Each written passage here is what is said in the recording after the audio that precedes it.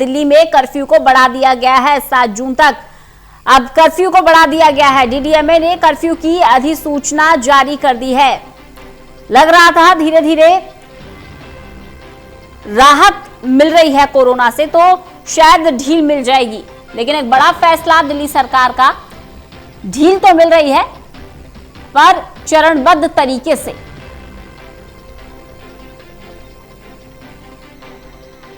साहिल भावरी हमारे साथ, हमारे सहयोगी जुड़ गए। साहिल, इस बार क्या बदलाव किया गया है कर्फ्यू में? देखिए रंजना, जैसे कि लगातार लॉकडाउन लगता आ रहा था, लेकिन अब धीरे धीरे जो सरकार है कुछ नियम और नए कानून के साथ जो है राजधानी में अनलॉक करना शुरू कर देगी। जैसे कि मंडे से बात करें तो मंडे से कंस्ट्रक्शन साइट्स और जो फैक्ट्रीज है वो कुछ शर्तों के साथ उनको खोलने की इजाजत दी गई है। और ये कहा गया है कि साइट पे, कंस्ट्रक्शन साइट्स और फैक्ट्रीज में जो वर्कर्स काम करने पहुंचेंगे बाकायदा उनकी जो संख्या वो कम की जाएगी कंपनी की ओर से, और बाकायदा हर वर्कर को मास्क लगाना जरूरी होगा। तो कहा जाए सरकार ने और डीडीएमए ने एक नई गाइडलाइन जारी करी है कि जो धीरे धीरे जो है राजधानी में अनलॉक किया जाएगा, लेकिन कुछ नए कानून और शर्त रखे जाएंगे जिसके कारण जो लोग हैं तमाम प्रोटोकॉल को फॉलो करेंगे। यानी कि सिर्फ कंस्ट्रक्शन के काम को रियायत दी गई है और फैक्ट्रियां खोलने की इजाजत दी गई है। इसके अलावा सब कुछ पहले की तरह बंद रहेगा?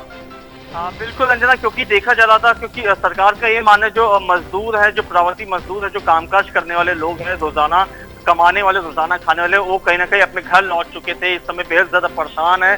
तो उनको देखते हुए ये एक तरह से डीडीएमए ने, सरकार ने फैसला लिया है कि जो कंस्ट्रक्शन साइट्स है उनको खोल दिया जाएगा। कुछ जो मजदूर है रोजाना अपना काम करेंगे, दिहाड़ी कमाएंगे, तो कहीं ना कहीं वो अपनी रात की जो रोटी है वो खा पाएंगे। तो फिलहाल इन दो चीजों को ही सरकार की ओर से खोला गया है। लेकिन ये भी सरकार की ओर से कहा जा रहा है कि देखा जा रहा है कि अक्सर सड़कों पे जो लोग हैं अभी भी काफी ट्रैफिक जो सड़कों पे दौड़ता हुआ नजर आ रहा है। तो सरकार का कहना है कि अभी बीमारी खत्म नहीं है, थोड़ा लिहाजा उनको और माहौल को एक तरह से ठीक करना होगा, जिसके बाद पूरी तरह से राजधानी को अनलॉक कर दिया जाएगा। साहिल, इसके अलावा व्यापारी वर्ग मांग कर रहा है बाजारों को खोला जाए।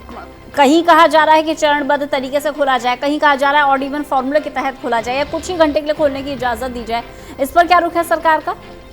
देखिए, जैसे कि कुछ मार्केट एसोसिएशन जो है वो कह रहे हैं कि हम सरकार की गाइडलाइन का समर्थन करते हैं, क्योंकि सरकार जो है लोगों के हित के लिए सोच रही है। क्योंकि लॉकडाउन रहेगा, मार्केट बंद रहेगी, तो बीमारी जो बढ़ने का आशंका है, भीड़ जहाँ पे जुटती है, तो कहीं ना कहीं वो बीमारी पे रोक लगाई जाएगी। लेकिन कुछ जो मार्केट के जो एसोसिएशन वाले, उनका ये कहना है कि सरकार को एक तरह से थोड़ा थोड़ा करके राजधानी में जो लॉकडाउन लगा उसको अनलॉक करना चाहिए, मार्केटों को खोलने की इजाजत देनी चाहिए, कुछ टाइम निर्धारित करना चाहिए कि लगभग सुबह शाम को कुछ मार्केट खुली रहेंगी, जिससे भीड़ कम रहेगी, या कुछ और इवन का सिस्टम चालू करना जाए, जिससे लोग जो है एक तरह से जो उनकी रोजी रोटी वो एक तरह से दोबारा रूटीन में आ जाए।